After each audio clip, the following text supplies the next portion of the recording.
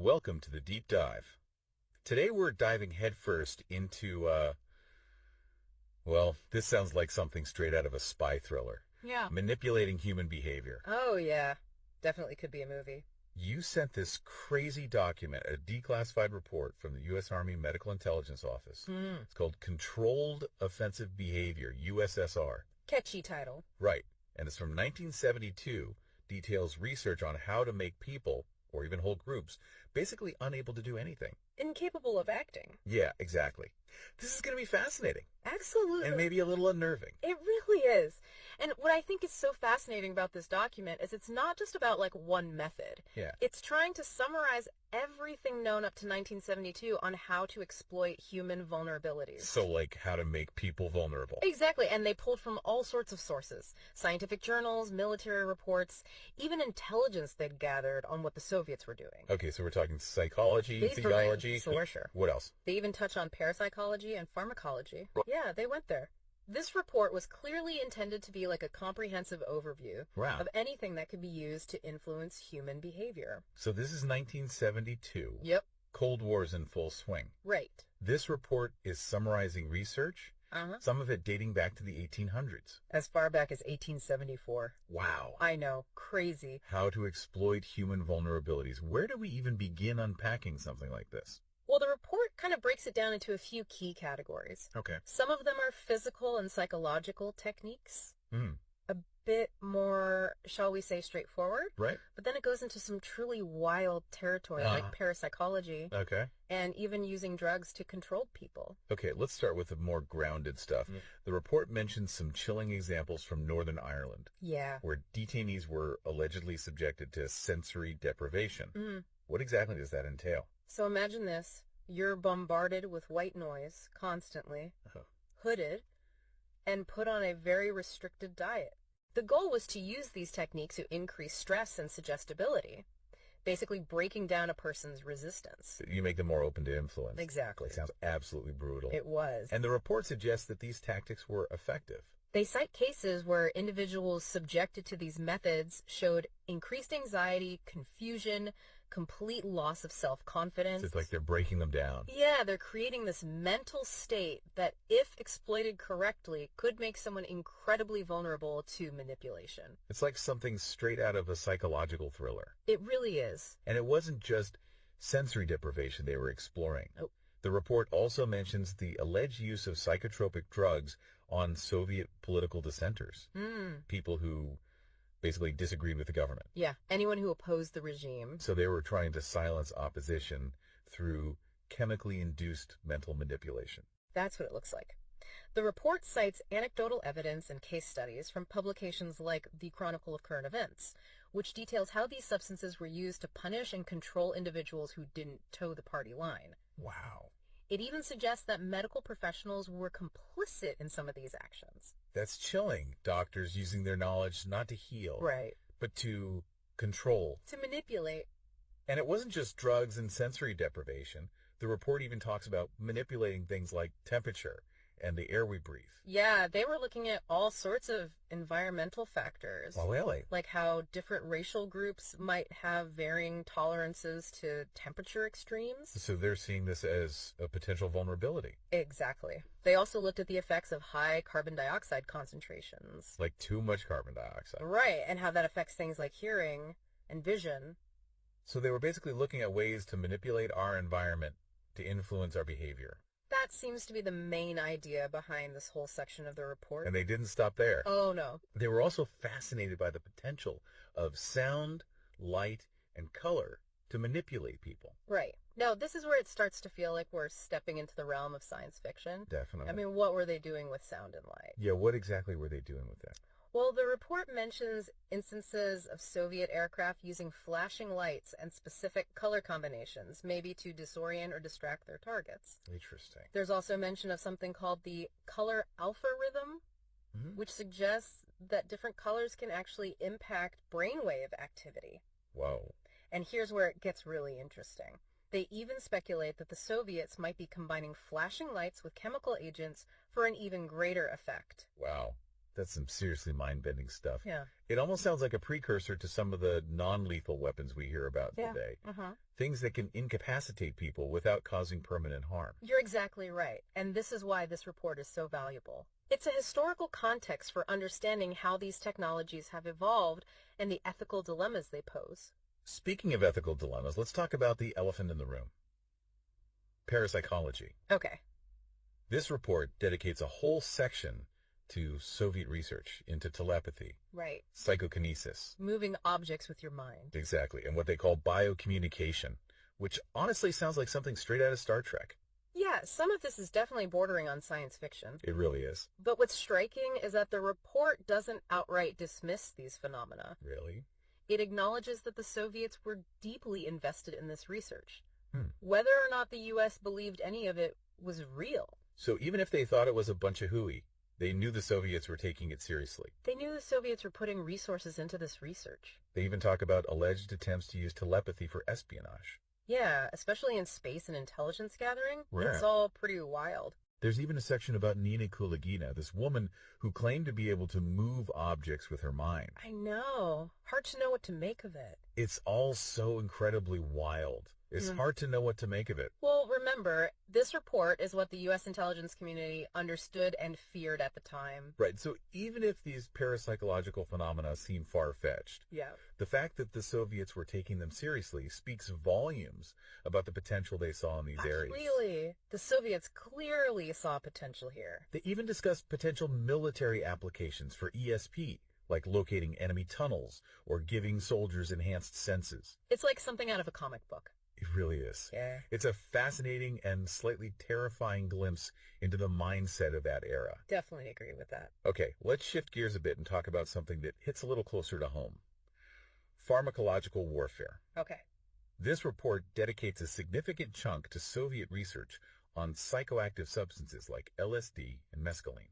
This is where the report gets particularly concerning. Yeah. Because it highlights the potential for using mind-altering drugs as weapons. Right. We're talking about incapacitating or controlling people through chemical manipulation, which raises serious ethical questions. So we're not just talking about researching these drugs, No. but actually using them on people. Potentially weaponizing them. It's a concept that's both fascinating and frightening. It really is. What exactly were the Soviets hoping to achieve with these substances? The report analyzes the effects of these drugs on behavior, suggesting they could be used to sow confusion, disrupt coordination, or even induce outright panic in enemy troops. Oh, wow. Imagine an army suddenly gripped by hallucinations or paranoia. It would be utter chaos. It would be complete breakdown of any kind of military order. It's like something straight out of a dystopian nightmare. It's a pretty bleak picture they're painting. So they're basically looking for ways to weaponize these drugs. Yeah, that's one way to put it. They saw these substances as potential weapons to be deployed on the battlefield. It's a sobering reminder of how scientific knowledge can be twisted and used for harmful purposes. It really is. Okay, we've covered some pretty heavy stuff so far. Sensory deprivation, psychotropic drugs, weaponized psychedelics. A lot to unpack. It's a lot to take in. Before we dive into the next layer, let's pause for a second and think about what this all means. Okay. What's the significance of all this information? What jumps out at you as particularly important? I think what's most significant is that the Soviets were deeply invested in understanding human vulnerability and how to exploit it. So it's not just about traditional warfare. Right, they weren't just looking at traditional methods. They were exploring every possible avenue, from the physical to the psychological. Exactly, any way to gain an advantage. It's like they were trying to crack the code of human behavior. Yeah. To figure out how to make people do their bidding. Absolutely. They were fascinated by the idea of controlling human behavior. And while this report focuses on the Soviet Union in the 1970s, Right. the underlying principles and concepts are as relevant today as they were back then. Maybe even more so. So this deep dive into a Cold War era document is actually a cautionary tale for the digital age. I think so. Think about the proliferation of misinformation online. Oh, yeah. The rise of targeted advertising, and the ways our data is being used to influence our choices. So it's not just governments and militaries doing this anymore. No, not at all. It's almost as if the battlefield has shifted from the physical realm to the digital domain. That's a great way to put it. The battlefield has definitely evolved. That's a really thought-provoking point. We'll definitely have to explore that further. I'd like that. But for now, let's move on to the next section of this report. Okay. We're going to delve into Soviet military psychology. Interesting. And how they were training their own soldiers to resist these very tactics. So they were trying to build up immunity. Exactly. I'm really curious to see what they came up with. This is where it gets really interesting. All right, so we spent the last part talking about how the Soviets were researching ways to manipulate their enemies. Yeah. Even delving into some pretty fringe science. Some wild stuff. But this report doesn't just focus on offense. Okay. It also highlights how they prepared their own soldiers to resist psychological warfare. Ah, so they were trying to figure out how to protect their own people. Exactly. How to make them immune to this kind of manipulation. Fascinating. This section of the report is fascinating because it provides a window into the Soviet military's approach. Okay. To what they called... What do they call it? Military psychology. Interesting. So they had a whole field dedicated to this. Yeah. They had entire manuals and training programs dedicated to this idea of bolstering their soldiers' mental resilience. Wow. So they were essentially trying to create soldiers who were not only physically strong, but also mentally unbreakable. Exactly. They understood that warfare is as much a battle of wills as it is a battle of weapons. Right. So being strong isn't enough. Nope. You got to be mentally tough too. Their training emphasized withstanding enemy propaganda. Okay. Maintaining high morale, even in the most dire situations. So they couldn't break down, even in the face of defeat. Exactly. And fostering an unwavering belief in the communist system. Oh, wow. So it's like indoctrination. It sounds intense. Yeah. What were some of the specific methods they used to achieve this level of mental fortitude in their soldiers? The report actually goes into some of the techniques they employed. Okay. Ideological indoctrination was key. Okay, so really driving home the ideology. Yeah, they wanted soldiers who truly believed in the cause they were fighting for. So it's not just a job. No. It's a righteous struggle. Exactly. They saw it as a battle between good and evil. They also emphasized rigorous physical and psychological training designed to push soldiers to their absolute limits. Oh, wow. So really taking them to the brink. Yeah, forcing them to confront and overcome their fears and weaknesses. It's like they were trying to forge them in fire. It sounds almost like a form of psychological inoculation. Oh, that's a great way to put it. Exposing them to smaller doses of stress and pressure. Yeah. So they'd be better equipped to handle the real deal. Exactly. It's like building up a tolerance. And it wasn't just about individual resilience. Yeah. They also stressed the importance of unit cohesion. Okay. And camaraderie, recognizing that strong bonds between soldiers would make them more effective and less susceptible to psychological manipulation. So it's not just about the individual, it's about the group dynamic. Exactly. It makes you wonder if this emphasis on psychological training had any unintended consequences. Like what? Did it create soldiers who were perhaps too rigid in their thinking? Oh, interesting. Less adaptable to changing circumstances? That's a good question. It's a really interesting question, and one that the report, unfortunately, doesn't really address. Too bad. It would have been interesting to see their thoughts on that. It really would. But it's definitely something to ponder. This intense focus on psychological conditioning could have had both positive and negative outcomes. Yeah, there's always two sides to the coin. But it's clear that the Soviets took the mental aspect of warfare incredibly seriously. They definitely did. They weren't just training soldiers, they were training minds. They were trying to create the ultimate warrior, Exactly. both physically and mentally. And that's a perspective that remains incredibly relevant today. How so? Think about the rise of information warfare in the digital age. Disinformation, propaganda, psychological manipulation. Yeah. These are now key tactics in conflicts around the world. It's the new battleground. It's like the battlefield has shifted from physical trenches to the digital landscape. Exactly. The war is now online. And this report, despite being over 50 years old, feels oddly prophetic in that regard. It's like they saw the future. It's like they had a glimpse of what was to come. Absolutely. It highlights that psychological warfare is timeless, and that we need to understand that our minds can be both weapons and targets.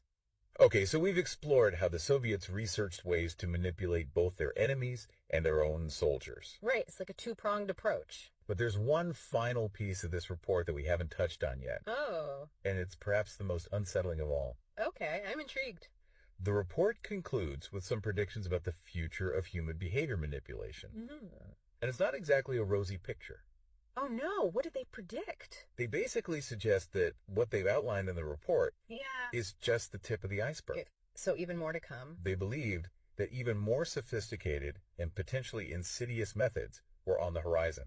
Wow, so they were basically saying, hold on to your hats, folks. Things are about to get even weirder. That's one way to put it. And they even hinted at some specific developments they saw coming down the pipeline. Okay. I'm officially intrigued. And maybe a little terrified. Tell me more. Tell me more. What kind of future were they envisioning? So the Soviets are basically saying, buckle up. The future of mind control is going to be even wilder. What exactly did they see coming? Well, one prediction that really stood out was this idea of combining different manipulation techniques for a more potent effect. Oh, so like a 1-2 punch. Yeah, exactly. Remember how they talked about pairing flashing lights with chemicals? Yep.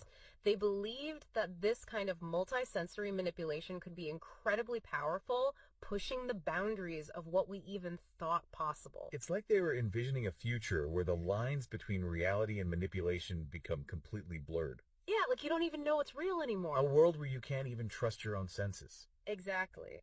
And what's really unsettling is that some of these predictions don't seem so far-fetched now, considering how technology has advanced since 1972. Yeah, I mean, think about it. Think about the rise of virtual reality, augmented reality, deep fakes. All the ways in which technology is already blurring the lines between what's real and what's not. It's like this report was a warning from the past about the potential dangers of unchecked technological advancement. Right. Like a cautionary tale. But the question is, how much of this was genuine scientific forecasting versus Cold War paranoia? Yeah, good point. It was a tense time, after all. Definitely a lot of suspicion and fear on both sides. So maybe they were projecting their own fears onto the Soviets? It's possible. Assuming they were capable of things that may not have been technologically feasible at the time. Yeah, they might have been overestimating the Soviets' capabilities. But even if we take that into account, the report still raises some incredibly important questions. Definitely. About the potential for technology to be used for manipulation and control. Yeah, the potential for abuse is always there. Questions that are even more relevant today than they were back in 1972. I agree. It's not just about governments and militaries anymore. Right. We live in a world where corporations, political groups, even individuals have access to incredibly sophisticated tools and techniques for influencing behavior. It's true. The tools of manipulation are more widely available than ever before. Think about the algorithms that social media companies use to keep us glued to our screens. Oh. Or the targeted advertising that seems to know our deepest desires. It's like they can read our minds. The battlefield has shifted, but the war for our minds continues. And this report serves as a powerful reminder that we need to be aware of these tactics. Absolutely. To understand how they work and how to protect ourselves from them. Knowledge is power, right? It's like they say, knowledge is power. Exactly. And in this case, knowing about these methods of manipulation is the first step in reclaiming control over our own thoughts, behaviors, and ultimately our lives. I couldn't agree more. This deep dive hasn't just been about exploring a historical document. Right. It's been about equipping ourselves with the tools we need to navigate an increasingly complex and manipulative world. This report has given me a lot to think about. Me too. What stood out to you the most? For me, it was the realization that the human mind is both incredibly powerful and incredibly vulnerable. That's interesting. We are capable of amazing feats of creativity, empathy, and resilience. Yeah, the human mind is amazing. But we can also be easily swayed by subtle cues, subconscious biases, and cleverly designed manipulation tactics. So it's like a double-edged sword. Exactly. We have this incredible capacity for both good and evil. Right. And it all comes down to how we choose to use our minds and how we allow others to influence them. Exactly. And that's why it's so crucial to cultivate critical thinking skills, to be aware of our own biases, and to approach information with a healthy dose of skepticism. So we need to be active participants in shaping our own thoughts and beliefs. Yeah, not just passive recipients of whatever messages are thrown our way. So what does all of this mean for our listener?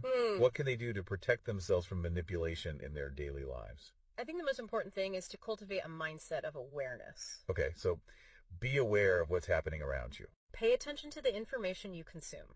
Okay. The sources it comes from and the potential biases or agendas behind it. So think critically about the information you're taking in. Exactly. Ask yourself, who benefits from me believing this?